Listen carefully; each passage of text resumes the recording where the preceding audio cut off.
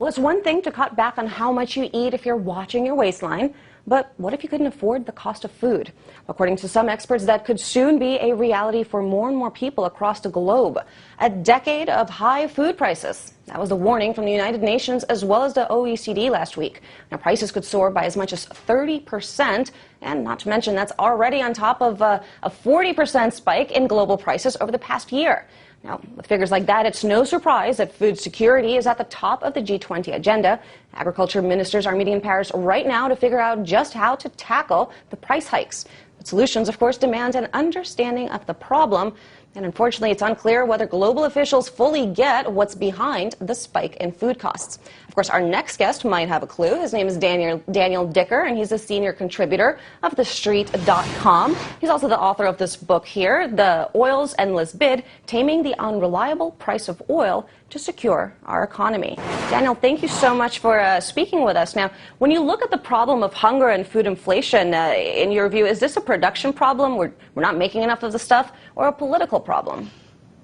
Well, it's partially a production problem, Lucy, but what is not really well understood is that it's also become a financial problem in that hard assets, grains and so forth, it's been most seen with oil, have become tools for speculators, tools for investment of many different classes of investors to get involved in. And that, besides making the price go up over the course of a very short period of time, has added to a lot of the volatility that we've seen in prices. You mentioned the 40% of grain prices that we've seen, and we've also seen, obviously, how destabilizing this kind of volatility can be in terms of what we've seen in unrest in the Middle East and North Africa. So this is a problem that the G20 in Paris is going to try to get a handle on, although it's just the agricultural ministers that are meeting and not really the financial ministers, which are the ones who have any power whatsoever to try and tackle this speculative, deep problem. So why is it then, Daniel, that in so many discussions about the food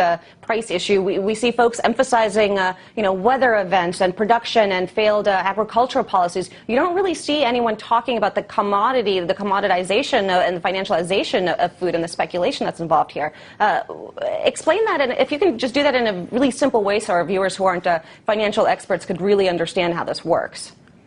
Right, and two reasons that happens is, one, obviously there is a theater game going on Wall Street trying to dissuade people. Now remember that there have been all sorts of geological and environmental issues. We've had, this year we've had droughts in Russia, we've had flooding in Australia and other things. But these things have happened through time. It's been sort of a way to alibi what's been going on in food prices, particularly to people not here in the United States who don't spend a significant portion of their incomes on food, but particularly in those countries that we've seen have had such unrest where 50, 60, sometimes 80% of the money that they have goes into just basic foodstuffs.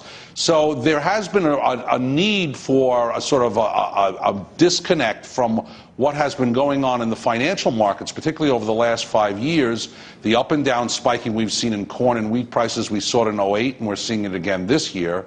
And what is actually going on, what people can grab and understand, which is maybe a flood or some sort of other drought problem, but it's really not much of a production issue. It's much more of a financial one. And talk about the role of oil in food price uncertainty, because after all, when cost of oil goes up, that's what helps us manufacture, that's what helps us refrigerate, process food.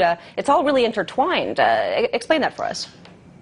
Indeed, it is the most important input cost to food, not only for the farming, but as you say, for processing. Literally, and in the financial markets, nothing is more important than energy costs in terms of corporate growth and profitability.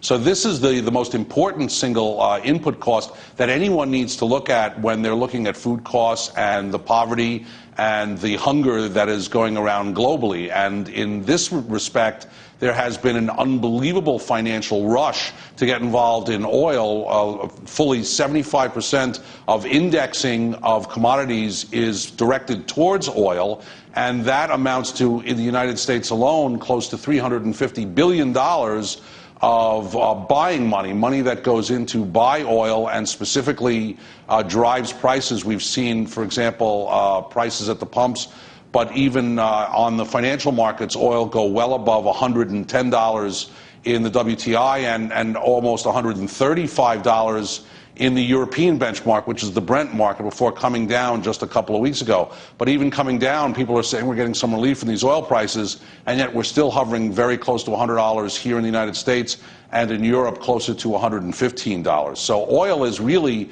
one of the major catalysts, along with what we talk about biofuels, that has been charging the commodity trade in wheat, in corn, in rice, and other grains. All right. Well, a lot of interesting details there. I really do appreciate your time. That was Daniel.